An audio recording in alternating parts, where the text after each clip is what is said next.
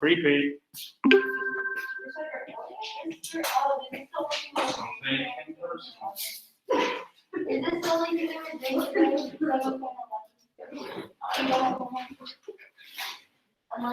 It's, you're doing this. Make it work.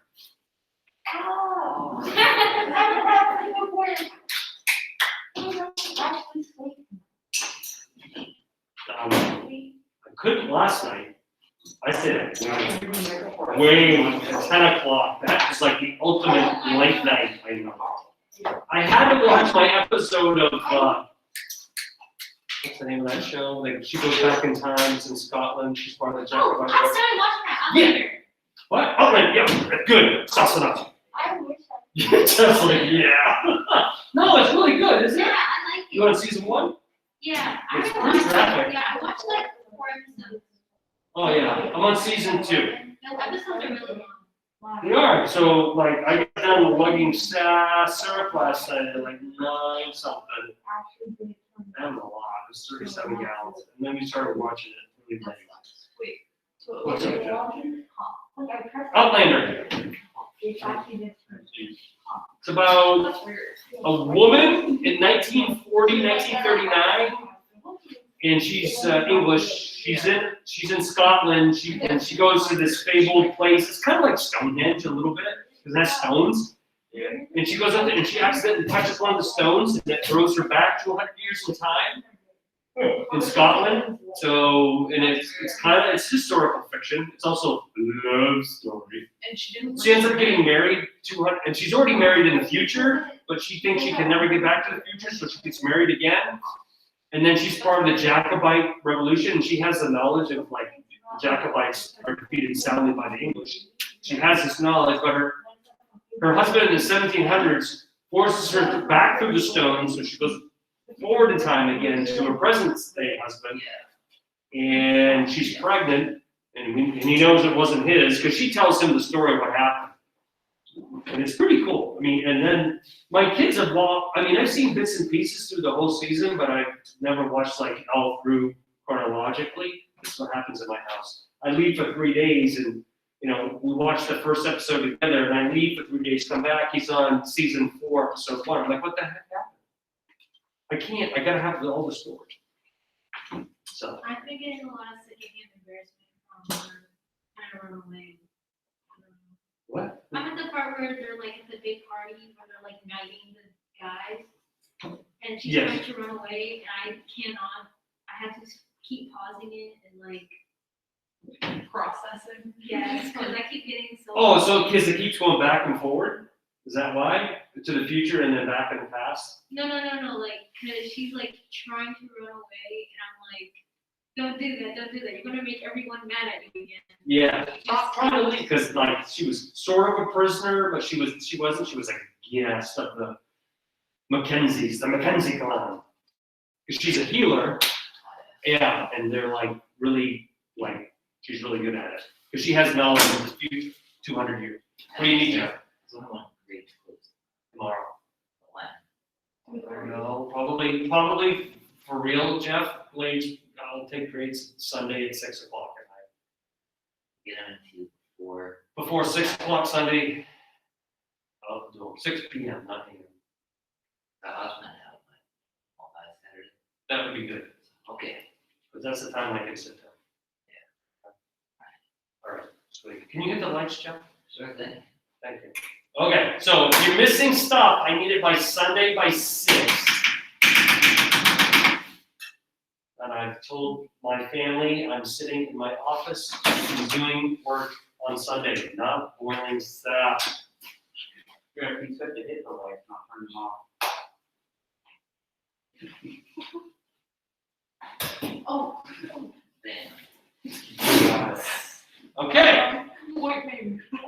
hashtag. Oh, this is all recorded. Yes, it is. So, yeah, but they can't see you. Oh, So, hey, a couple things. We're going to start with English topic 7.11 interwar foreign policy. We're talking about leading up to World War II. So, for those war hawks in the room, you get all excited. However, there's a reason why we got involved in World War II. You may think Pearl Harbor was the straw that broke the camel's back, but there are other reasons. So, learning objective 7B, explain the similarities and differences in attitudes about the nation's proper role in the world.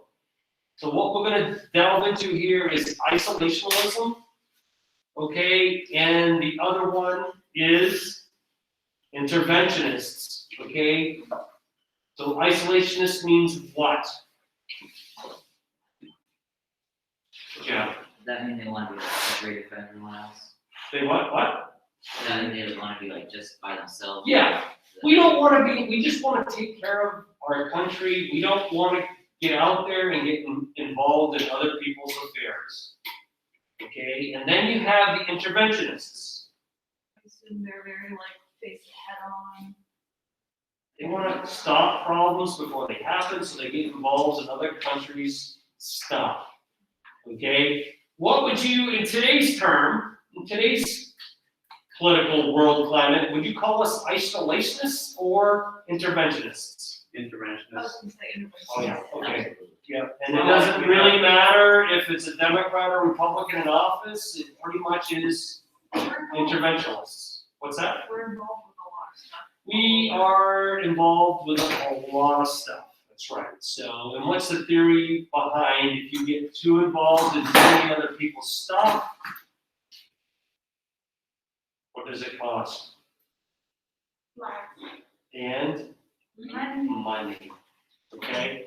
You don't remember one of the stimulus packages that went out that, I don't know how many millions of dollars went to Pakistan for, this was a big thing on the news. A lot of money went to Pakistan for gender studies, Oh, I remember hearing about that. okay? And that is one. So what you have to understand when Congress passes a bill, all right, there's a law or a spending package, there's a lot of stuff in there. And the stuff that they call fluff or is unnecessary, they call pork. P-O-R-K. Okay, pork. And then the last stimulus package, it was argued that between 80 and 90% of the stimulus package was pork or unnecessary. Only 10% really dealt with COVID-19. That's what was in the news and such and whatever. Okay, like there's a new transit in Oakland being put in, subway with this money, and one's perspective is why we spend money on infrastructure when we're dealing with COVID. Okay, that was just one perspective.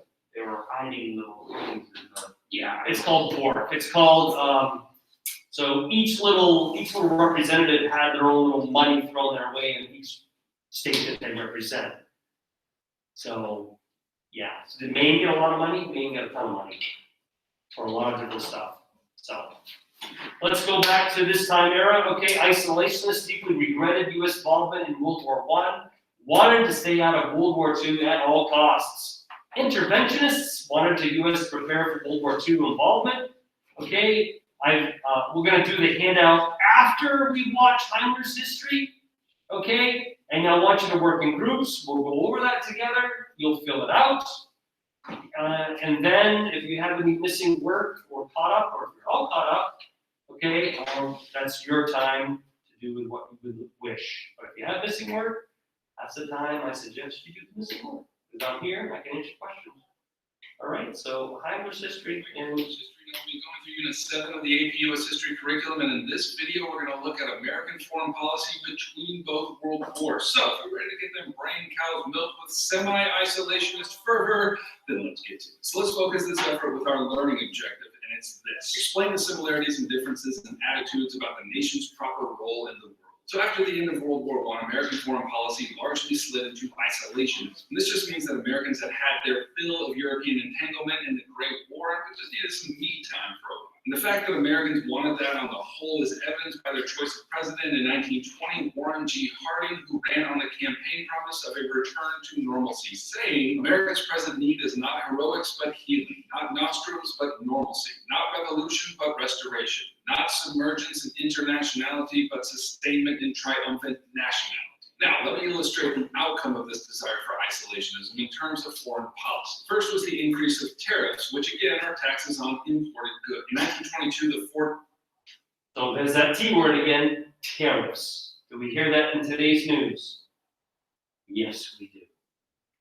The McCumber Act raised tariffs dramatically, and then in 1930, Congress passed the Hawley-Smoot tariff, which drove them up even more. Now remember, when a protective tariff like this is enacted, it makes foreign goods more expensive, and thus people are more likely to buy domestically made goods. The flip side is that international trade decreases. Remember, we just needed some me time. Another example of isolationist foreign policy was the Kellogg Brand Pact. Essentially, this was just a pact signed among 63 nations, the United States included, which tried to make war illegal, or at least renounce war in principle. Oh, that's cute. However, the pact was negotiated and signed outside the authority of the League of Nations, so it was impossible to enforce, and thus it was basically useless. So here again, we see America using foreign policy in order to keep themselves clear of international entanglements. In this case, another international war. But beginning in the 1930s, U.S. isolationism became harder and harder to maintain. Many Americans were concerned about the rise of fascist and totalitarian governments in Europe. In Italy, Benito Mussolini was the face of the rising fascist party. In Germany, Adolf Hitler took control in the name of the Nazi Party. Japan too hopped on the militaristic authoritarian train, and all these dictatorial governments became aggressors in their respective spheres, and that made Americans a little twitchy. But I'm not twitchy enough to get involved. Americans watched as Japan invaded Manchuria in 1931. Then they watched as Germany occupied the Rhineland in 1936, then Austria in 1937, then Czechoslovakia in 1938. They watched as Italy took over Ethiopia in 1936. And all these developments troubled Americans, but to our isolationist tendencies, we stuck. And all of these aggressive actions came to a head in September of 1939 when Hitler invaded Poland and World War II officially began. But still, many American policymakers argued for neutrality. Isolationists pointed out that over 100,000 Americans had lost their lives the last time we got involved in a European war, namely World War I, and still the world was not safe for democracy as Woodrow Wilson had promised. And then adding evidence to the isolationist case was the Senate's Nye Committee, which presented unflattering evidence that certain American corporations had made a metric buttload of profit off of America's involvement in World War I. And that suggested that perhaps the pursuit of profits from these companies had led us into war in the first place. On the other side of the debate were the interventionists who argued that it was foolish to isolate ourselves from the developments in Europe. The idea of isolationism stretched all the way back to the presidency of George Washington, and one of the main arguments for the isolation of America was the Atlantic Ocean. Like, it's so big, it's so far away from Europe, we have a buffer. But interventionists argue that the bigness of the Atlantic Ocean as a buffer was no longer arguable in the age of submarines and airplanes. Europeans could bring this war to the American shore in a matter of days. They argued that if Britain was defeated, there would be nothing stopping Hitler and the rest of his authoritarian cronies from bringing the war to America. And here's where we get to President Franklin D. Roosevelt's attitude towards the war. And I would call him sort of like an intervening isolationist. He was deeply sympathetic to Britain's cause and thought that U.S. involvement in the war was proper, but he didn't have the support of the largely isolationist American public. So he led America to get involved in the war without appearing to be involved in the war. Let me explain. Roosevelt began gradually giving aid to the Allies, most notably to Great Britain. First was the Cash and Carry program. Under this program, Roosevelt persuaded Congress to pass a looser neutrality act that allowed any belligerent in the war to purchase armaments from the U.S. as long as they paid cash and used their own ships to transport them. And since Britain effectively controlled the seas, this policy was actually there to aid Britain. Then at the point when Britain was running dangerously low on cash to continue these payments, Roosevelt and Prime Minister Winston Churchill worked out the Destroyers for Bases program. Under this deal, the U.S. exchanged American destroyers for land rights on various British possessions. And then finally, in 1941 came the Lend-Lease Act, which allowed Britain to obtain arms that they needed from the U.S. on credit. So technically, the United States was neutral in all of this, but nobody was fooled when it came to where America's loyalties lay. Clearly, they were on the side of Britain and the Allied powers. But every hope of continued isolationism was destroyed on the morning of December 7th, 1941. On that morning, Japanese planes flew over Pearl Harbor Naval Base in Hawaii and unleashed terrible destruction. When the smoke cleared and the fires had died, over 2,400 Americans had died in the attack. That evening, Roosevelt addressed Congress and asked for a declaration of war against Japan. And upon granting it, Hitler declared war on America, and now America was in the war, baby. All right, thanks for watching. There are more videos right here on Unit 7. And if you need help getting an A in your class in the 500 exam, then click right here and follow the review packet. If this video helped you at all, you want. Okay, any questions? Okay, pretty straightforward, okay? So remember, we did, okay, support Britain, very much so. Okay, with money and armaments. All right, so let's go over some Let's go over this together. Not in groups. Let's go over this together. Make sure you type this in. All right, so go ahead and read A and let me know, isolationist or interventionist, and what is the clue? And then Dylan took my iPad. How come you didn't say gimme? Huh? Gimme. What's a given? You always say the gimme. What's the gimme? Yeah, what's the clue? What's the gimme? It's teaching you how to read it and pick it out, because I guarantee you, on the AP exam, you're gonna have something. If they ever say, what's the gimme? Yeah, they're not gonna. No, this is the college board. They're gonna be all proper and elitist and pretentious. It's not. I mean, someone like me is not on the college board. Someone that's like average Joe. It's kind of like that movie. What's that movie? The big name of the team was the Dodgeball. Dodgeball? Average Yeah. Joes. That's me. I'm average Joe. And Mr. Chase is the guy that talks really loud and fast. Yeah, he talks very fast and he repeats himself a lot. That's Mr. Chase. Let's say get on classroom like 6 times in a row.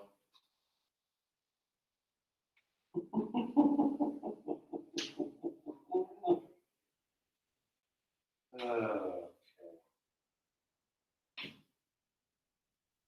have to use my phone for notes. I have this new phone and I still haven't got used to it.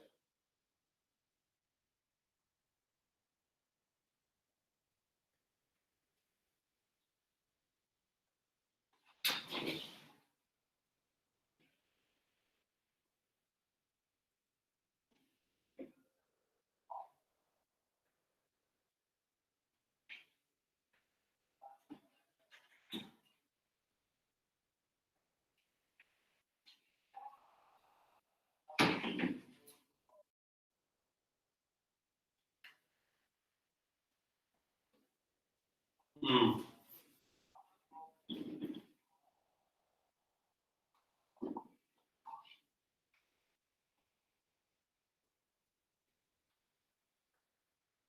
We just doing A? Just doing A. Okay. Just doing A. We'll go over A together forever. Oh man. Why did you make that thing so small?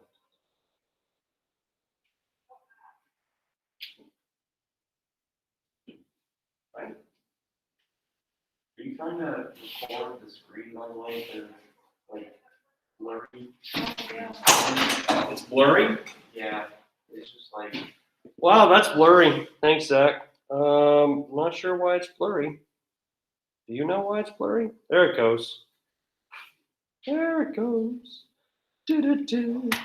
Thank you, Zach. Okay. It's my phone. No, it's not my phone. This is for like Julia and Isabella. Isabella's taking this class, but it's on Gold Days period 4, which is really hard because I'm already teaching a class. So she's kind of taking an independent study, which is difficult. yeah. So I decided, hey, I can record these. She has the same. She was a lot further ahead when she got out of the online.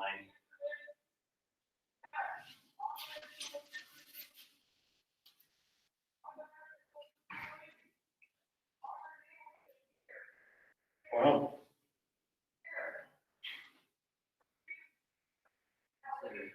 he's animated today. Did you like this in softball? A lot louder than normal, but you're in the gym, you can kind of be loud. Have we done A yet? Are we good? Yeah. Okay, so Winter, what did you say for A? Isolationist or interventionist, and why? Interventionist.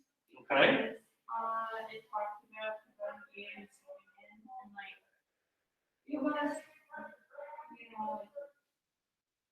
you know. Can't hear you over Mr. Chase. Okay. Zach, do you have something different or add to that? I said isolationist because they said, I believe that the only hope of staying out of war is through our people recognizing and declaring as a matter of national policy that we will not ship munitions to aid combatants, and that those of our citizens who ship other materials to belligerent nations must do so at their own risk and without any hope of protection from our government. Okay. I read that wrong. I said the same thing. This is why we practice this winter. So actually, the answer is an isolationist, because this is a speech from North Dakota Senator General Nye. He led a congressional investigation into the companies that profited off of World War I. Nye was worried that these companies would pull the U.S. into future wars. Do you guys remember the Iraq War, the second Iraq War, or the invasion of Iraq? And do you remember the company that made money, or supposedly was reported on making money and did some atrocities in that war? Do you guys remember that at all? I know you guys are very old. I might remember it if you say it, but otherwise. So there was this security company that was hired, basically retired military personnel worked for them. They were called Blackwater. Oh, yeah, I heard that. Okay, so My dad they, was there. what's that? He went to Iraq. He did? Did he work for Blackwater? I'm not sure. Was he in the army, military, or was he Military. okay, so these were contractors. Hmm. So they're ex-military, so they're called black, so they profited off of this, big time. So certain companies and certain conflicts do make money. And this senator was worried that the same companies that made huge profits in World War I would force America into World War II to make a profit. And this is when capitalism rears its ugly head. This is the bad side of capitalism, because certain individuals get too greedy. There is that, there is greed.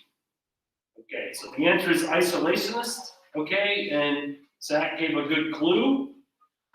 So you could say, if our financiers and industrialists wish to speculate for war profits, let them be warned in advance. There to be limited speculation with their own capital. So that's a good clue. All right, so go ahead and do B, please. I'll let you on my lovely grapefruit.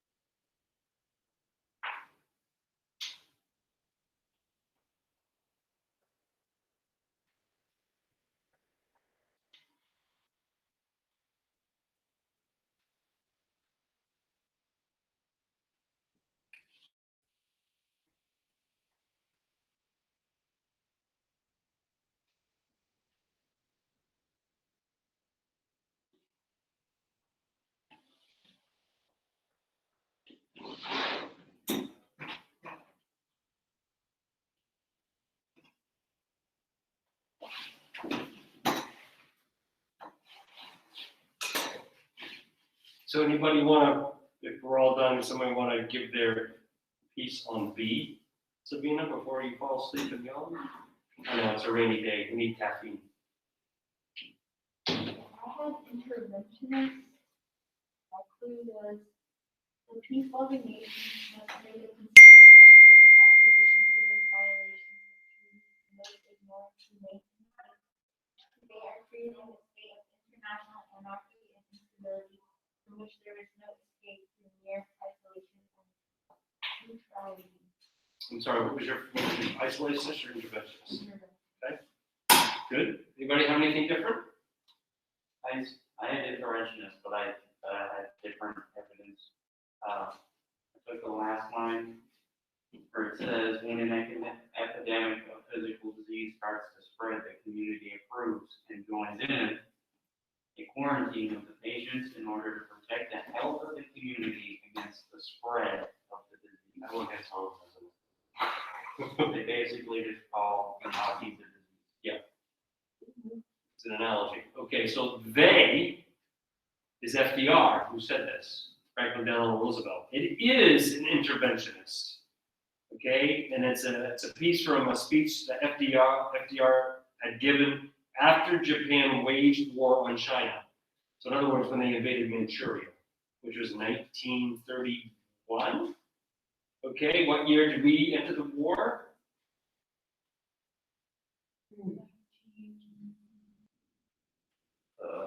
I know this, yeah, we're good with dates, right? 1941, so it's 10 years after we entered the war. So then why did Japan invade China? You guys know why? Or, yeah, because who shut off their oil? They're an island, remember? Big group of islands. What didn't they have for a natural resource? Oil. Who gave them the majority of their oil? Where did they buy the majority of their oil? U.S. and who are we related to? Most of us, other countries. Britain. Okay, we told them, because they were already looking at being imperialistic before that, we told them, if you do this, we're not going to sell you our oil. And when they did it, we shut off their oil. So then they had to go invade some other parts of the Southeast Asia to get oil to feed the war machine. Because you need energy, you need manpower, you need money to feed the war machine. You need raw materials. That's what happened. Dang it, why is it shut off? Okay, good. So B is interventionist. Let's do C, please.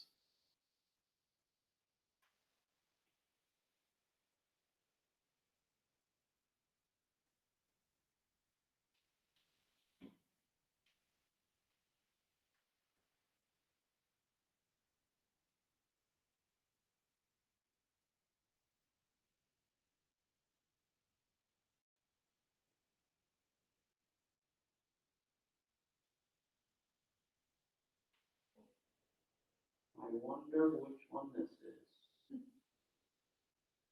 Hashtag coffee. Who uses hashtags? No, you do use hashtags? You say them?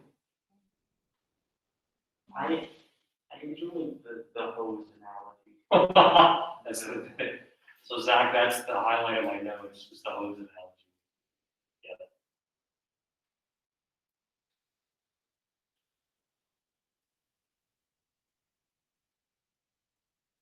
Are we good? Okay, so C, anybody want to add to C? Jeff? Yeah, I had interventionist. Okay. What's the clue? I just quote, it is important from a selfish viewpoint of American defense that we should do everything to help the British Empire defend itself. Big Bing, okay?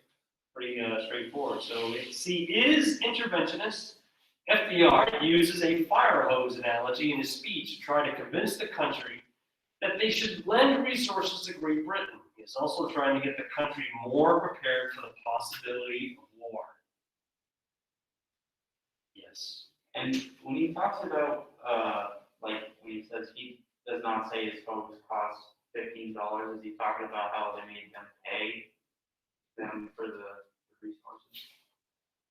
Or was that something different? Kind of pays them for the use of it. Like they're paying the US for the use of their bombs. Yeah, well, that's how I took it, is like, when you mentioned earlier how, they were paying them to get the stuff, or whoever mentioned that.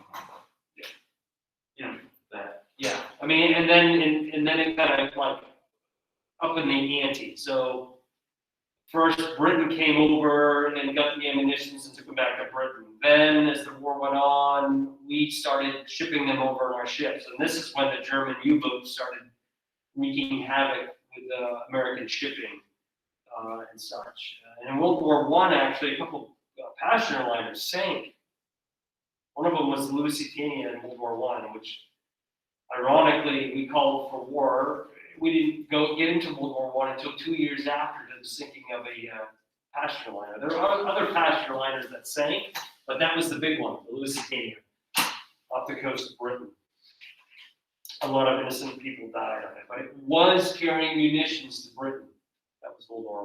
World War II, they wanted cash because they didn't want credit, and they wanted the British to truck it over themselves, and they took credit. Americans brought it over pretty much at the end, and then we just had too much invested in the war already, so that was the theory. When the Japanese attacked Pearl Harbor, and it's no brainer, they started. All right, D.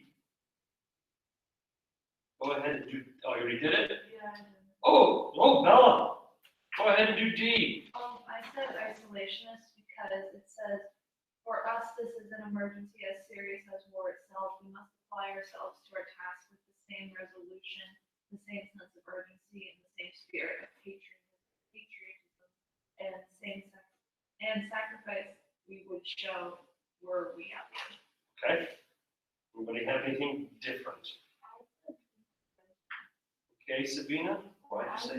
We must be the great arsenal. Mhm. Okay. Same thing said, two different perspectives. This is why wars are fought over like the Bible, the Quran, and the Torah. Okay, different interpretations. The answer is interventionists. Okay, because FDR, you don't know this, but this is FDR speaking, is defending the Lend-Lease Act in this statement. He refers to the U.S. as the arsenal of democracy. Okay, good, Sabina. This is why we go over this stuff, so we can hone our skills on how to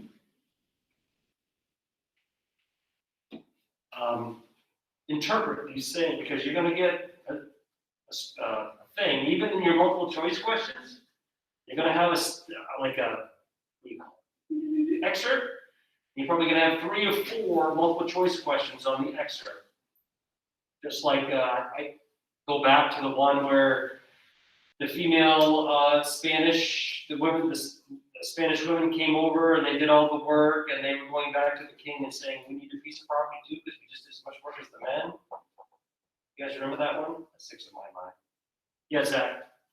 I don't know if it's just me, but F doesn't have anything in it.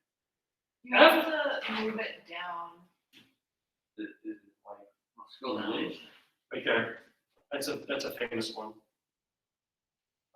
for mine, I don't have to that do it. is in a different, Yeah, I had to, Yeah, I did. you have to move it down so it shows up. I don't know why. but- Oh, I'm sorry.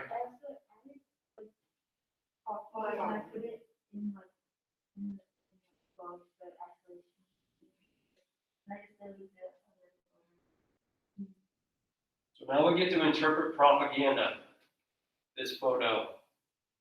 Isolationists or interventionists? And what's the clue? interventionist, because of the big exploding missile thingy going through that. Through the beacon, the torch on her arm? Yeah, Say interventionist because of that? And that's the clue? I don't know, I was just saying so. Okay.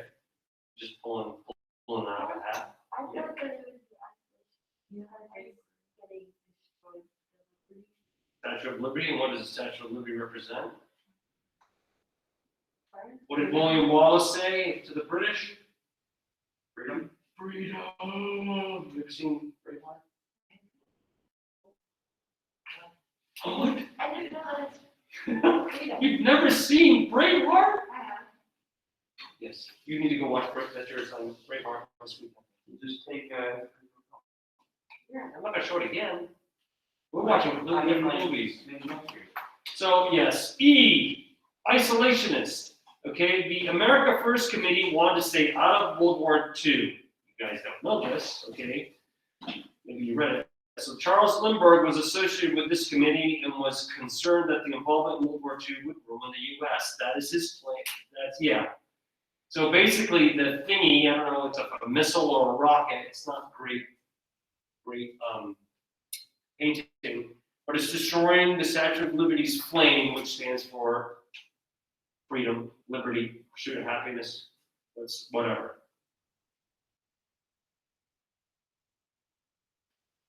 And that's gonna be war's first, I mean, all you gotta do is see war's first casualty would be the Statue of Liberty.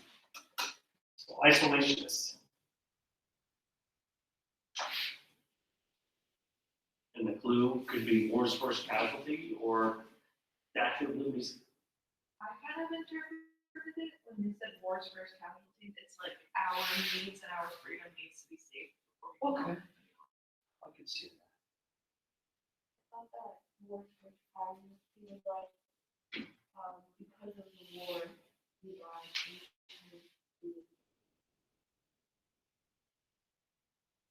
I kind of saw it as like the same thing, but also like, if where it's getting destroyed, the plane's getting destroyed, they're like, we have to go take it back. I say your revenge factor. Yeah. So this one is a famous propaganda. Okay? The only way we can save her, okay, and then America is the last refuge of democracy. It shows Uncle Sam. It shows that the woman is democracy, has it on her thigh, as a state capital. Over here, war mad Europe is up in flames. It's saying democracy, she is saying stay out for my sake, as well as our own. So right then and there, with democracy saying that, is it an isolationist or an interventionist? Isolationist, okay? That is the proof, right there, because democracy is saying that. And that's so when it says war mad Europe, it almost is giving it like a negative connotation to it. Propaganda is a funny thing, it really is. Because you gotta really know how to read it. And this propaganda every single day on the television, on the radio. Now it's on YouTube. Oh my goodness, last November's political season, I was pulling my hair out because if I had to listen to a Susan Collins or a Sarah Gideon ad one more time. It was crazy. I just wanted to, and on the radio coming to work. At that point, I've had enough. You couldn't escape them. No, you couldn't. It was literally everywhere. I think it was the fourth richest spending senator campaign in the country. I was watching a video on YouTube, and it had like, you know how they do the double ads now? Yeah. It had like 3 different spots where it had ads. Yeah. And each single one, both of the ads in each little ad block were Sarah Gideon things. They were all the same, just 6 in a row. And don't get me, I was upset with Susan Collins ads, just drove me nuts. So I'm like, I just want to listen to music now so I can escape all this lunacy. Please and thank you. Do you want us to turn this? I do want you to turn this in. Okay, wow, that's quick. So now, winter, guess what? Yes, you can watch Braveheart. I'm okay with that. No. So now, if you have any makeup work that you need to do, okay, I would advise you to use this time to do the makeup work. We don't talk about work. And if you do not have makeup work, if you have makeup work from other classes, you can do that. Okay? Yes, you may go get a drink of water. Tell me more about it. Is that what you're asking? Oh, I'm doing it, that's You know what you should let me do, Mr. Allen? You should let me get dressed for practice now, so I don't have to wait like 10 minutes. When you get out. Mhm. Yeah, thanks. We'll take that as a gift. All right, wait,